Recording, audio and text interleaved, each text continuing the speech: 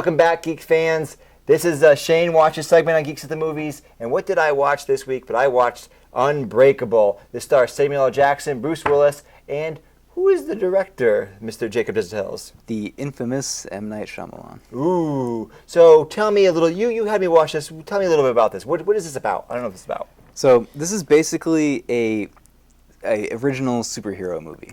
It's about this guy, played by Bruce Willis, who, like, over the years, he never gets sick. He can lift things like that no one else can lift, but he finds out he has superpowers. That's what he realizes 40 years into his life. And then he meets this guy played by Samuel L. Jackson, who's the exact opposite of him. He's breakable. He has glass bones. He has some sort of disease that affects his bone strength. So he very easily breaks his bones. Yeah. So then they start interacting with each other, and then I guess chaos ensues from there. So what did you think of this movie? This movie was really all over the place for me. Really all over the place. The idea, the story was great. Great story. Yes. Really cool. Samuel L. Jackson, good job, Samuel L. Jackson. I really like your character. This was not I'm Samuel L. Jackson. This was a little different. Yeah. I really enjoyed it. I enjoyed the twist at the end. I liked it as it was set up well, but there was one major issue and one more minor issue. But my major issue throughout the movie was Bruce Willis. This was his performance. Hi, I'm Bruce Willis.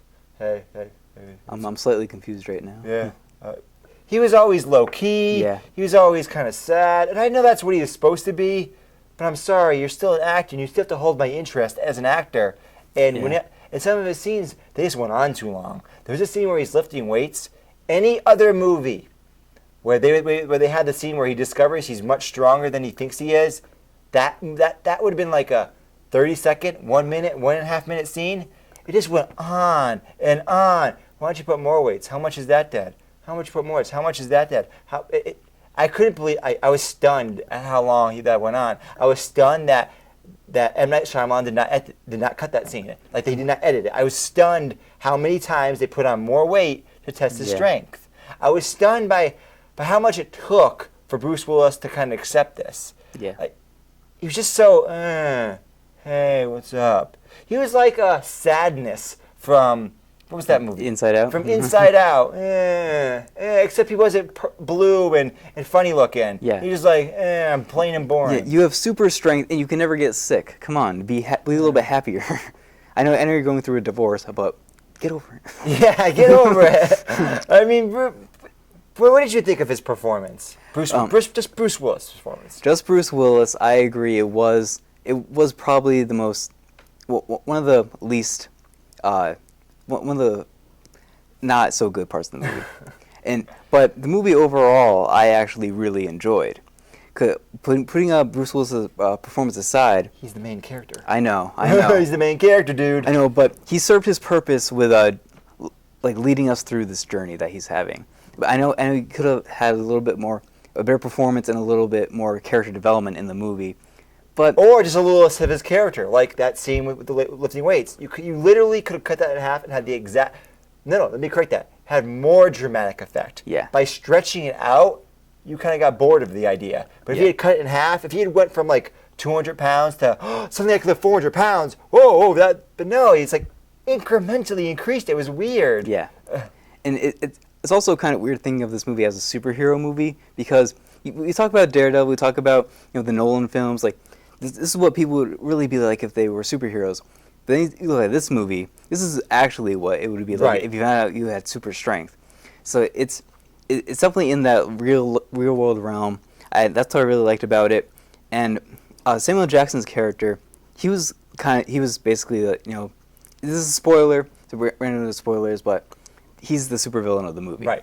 And I think this is doing it 2 times in a row. This is where M. Night Shyamalan realized he doesn't know how to end a movie. He has to have a twist at the end of every single movie. But I actually like this twist. I'm evil. I'm the guy that's been running this whole thing the whole time. And Patton Oswalt, who's from King of Queens, he's on Agent of S.H.I.E.L.D., he came up with this sequel theory for what you actually do for a sequel to this movie. And I want this movie. at the end of the movie, you find that there's like other people with superpowers. What if there were other Unbreakables? Then Bruce Willis like gets all of them together. And he's like, we gotta stop Samuel L. Jackson, who just broke out of prison. But don't get M. Night Shyamalan back to do it because he doesn't know how to direct movies anymore. Yeah. So I'm ready for an Unbreakable sequel if it ever happens because I really enjoyed this movie as a standalone superhero movie. And if you go a little bit more into the superhero aspect of the movie, I think that would be really interesting. So for me, Bruce Willis, he almost ruined the movie for me, but I really liked Mr. Glass. That was what he was called as a kid, Yeah. and he was a supervillain. He was like, I'm Mr. Glass. I thought they set it up very well, where I believed it was happening.